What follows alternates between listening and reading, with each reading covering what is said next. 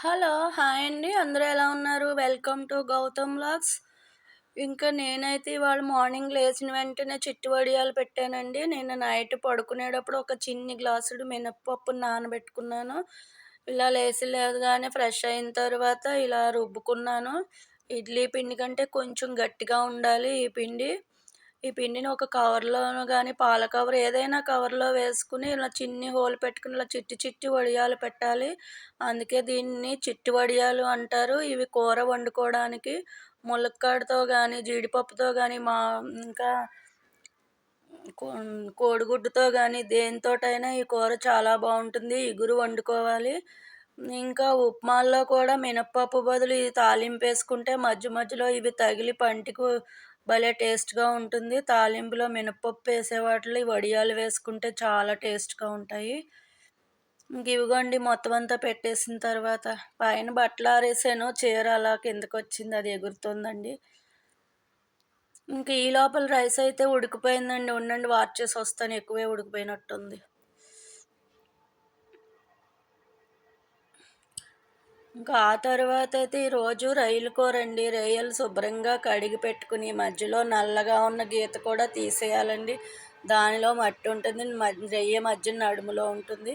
ఇంకా ఆ తర్వాత ఒక పెద్ద కళాయిలో ఆయిల్ వేసుకుని ముందుగా రొయ్యలు వేసుకుని పచ్చిమిరపకాయలు వేసుకున్న తర్వాత రొయ్యల్లోంచి వాటర్ వస్తుంది. ఆ వాటర్ ఎగిరిపోయిన తర్వాత ఉల్లిపాయ, అల్లం వెల్లుల్లి పేస్ట్ వేసి బాగా మగ్గించాలి. మగ్గించిన తర్వాత గ్రేవీ కోసం ఒక చిన్న దోసకాయ వేసాను. దోసకాయ లేకపోతే 2 టమాటాలు కూడా మిక్సీ పెట్టుకుని వేసుకున్నాము. ఇలా ఉత్తి రొయ్యల కంటే ఇలా ఏదోటి వేసుకుంటే కొంచెం గ్రేవీ వస్తది.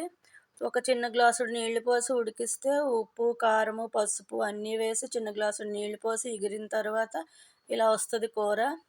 రొయ్యలైతే పిల్లల కోసం ఏరి పెట్టేసామండి. పిల్లలు ఒత్తి రొయ్యలే తింటారని.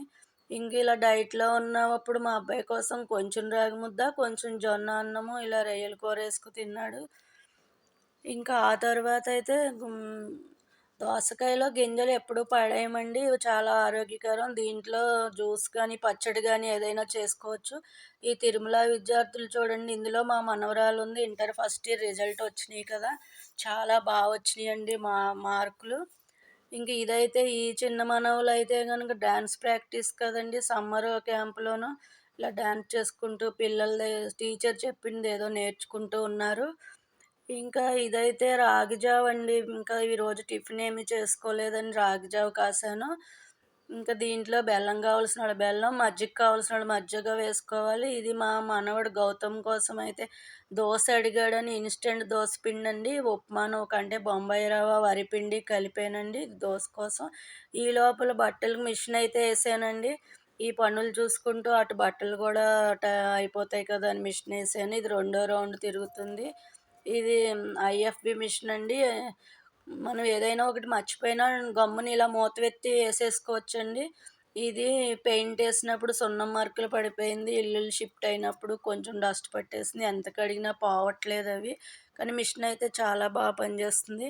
ఇవైతే రేపటి స్కూలు యూనిఫార్మ్ కావాలి కదా అని నా బట్టలు, మా మనవళ్ళ బట్టలు ఐరన్ చేసి పెట్టుకున్నాను. ఇది కాంప్టన్ ఐరన్ బాక్స్ అండి అది. డీమార్ట్‌లో కొనుక్కున్నాను. ఇంగో మనవడి బట్టలు, వారానికి సరిపడా నా చీరలు. ప్రతి సండే ఐరన్ చేసుకుంటానండి. ఇంక ఇంతేనండి ఇవాల్టికైతే. బాయ్ అండి.